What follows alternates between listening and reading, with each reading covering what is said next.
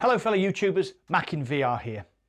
Today I'm going to be reviewing the brand new survival horror game Lies Beneath from Drifter, the people who did the excellent Robo Recall port to the Oculus Quest.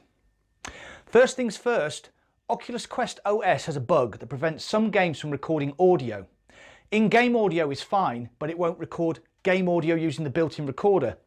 So my review footage has been cast to my Android phone and then captured using the screen record function. It isn't the best quality and I do apologise. I have raised a ticket with Oculus, similar to what I did with my Path of the Warrior review, but they just contact you with a generic reply. It's your fault, delete the game, reinstall, factory reset if that doesn't work.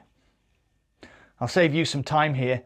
It doesn't work. And Oculus rapidly lose interest once you've carried out those steps and replied to them. So just a few words about my review and why it seems to be relatively late compared to other content creators. Well, the reason is quite simple really. I actually like to play a game through until I finished it before making up my mind. For example, if I'd reviewed Half-Life Alyx based on the first hour, it would have got 5 stars and a glowing review. As it happens, Half-Life Alyx got a glowing review anyway, as it is a great game, possibly the greatest VR game ever made to date, but it isn't perfect, which I do point out in my review, which I've linked here. So if you're currently admiring my moral stance and applauding me, well thank you, but it actually loses your views on YouTube if you're not first past the post.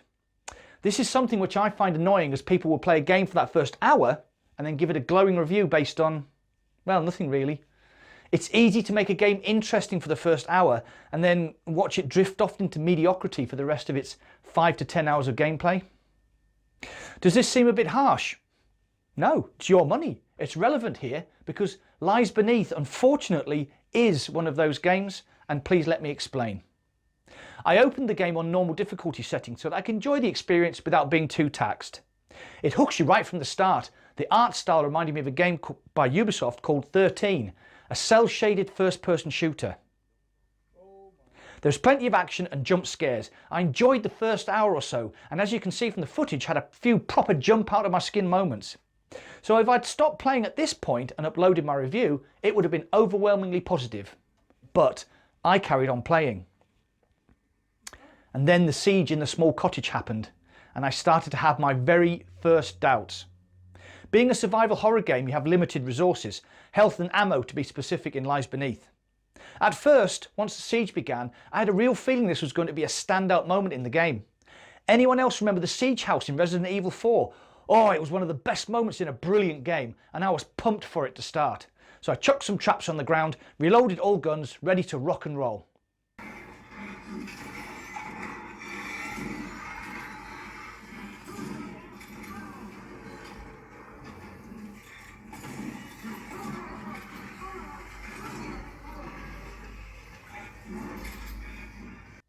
About an hour later, as I reloaded the game for the umpteenth time, and for all our American cousins out there, umpteenth is a northern colloquialism for I'm actually getting sick to fucking death of dying here.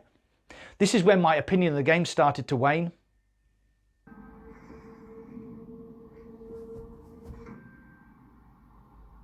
Oh, I don't like that.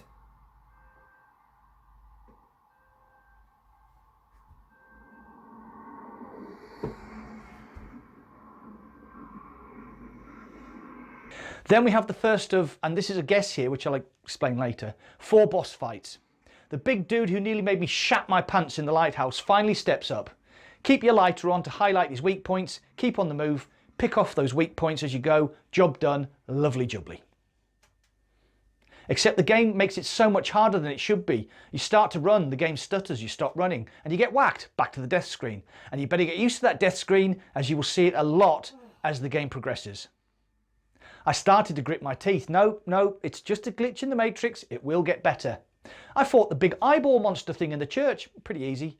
Moved on through the village, fought another boss over a frozen lake, through the pit, ended up in the hospital morgue, and that's when it happened. After my umpteenth death, due to lack of ammo or health or monsters appearing randomly behind me or whatever, I gave up. Me, the most stubborn gamer ever to play a game. This is why I don't know how many boss fights there are in the game, because I gave up. It wasn't fun anymore, which is a real pity, as everything else about the game is top notch. The art style is brilliant, the atmosphere is very well done, the weapons are well crafted, and I definitely had a Legend of Zelda moment once you pick up the spear gun. Everything was there to make this a great game, but to make progress through the game, even before the morgue, it just wasn't fun. It became a chore, and I'm sorry, but I don't have time to grind like this anymore. And that's coming from a man who played Destiny for a whole flipping year. In the end, Lies Beneath lets itself down by forgetting how good it was in the first hour. After that, there aren't many jump scares. That initial wonder is gone, and the game just becomes a series of monster jumps out, shoot monster, move on moments. I'm so disappointed with this. I expected much more, and in the end, it couldn't deliver. It may improve later with a few updates and maybe more features, but as it stands, this is one game I won't be revisiting. Sorry, Drifter. And that's all for today. If you enjoyed the content, feel free to share. Don't forget to like and subscribe to my channel and hit that bell icon to be notified whenever I upload any new content. Watch out for my video on Wednesday when I'll be doing the 200 subs giveaway.